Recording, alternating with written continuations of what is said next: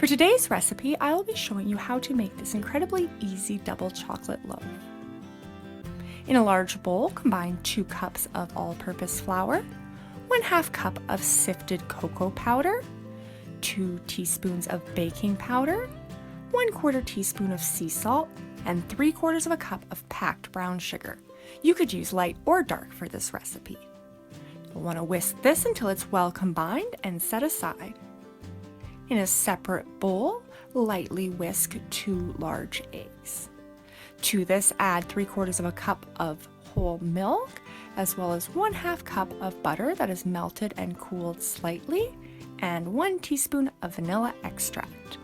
Mix this until it's combined, and then form a well in the center of your dry ingredients and add your wet ingredients in. Use a spatula to gently fold your mixture until it is well combined.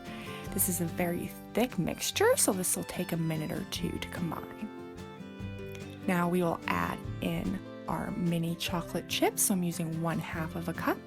You could also use the regular size. I just find there's a more even distribution of chocolate throughout the loaf when you use the minis. I have greased an 8x5 loaf pan, which I'm going to line with a rectangle of parchment. Using your spatula, spread to the corners as evenly as possible. This will even out a bit while baking. Now we will take the remaining 2 tablespoons of mini chocolate chips and sprinkle those on top. This is going to bake for 35 to 45 minutes in an oven that's preheated to 350 degrees Fahrenheit or 175 Celsius. You will need to let it cool in the pan for about 30 minutes before slicing. If you have enjoyed this recipe, I would appreciate it so much if you would like or subscribe.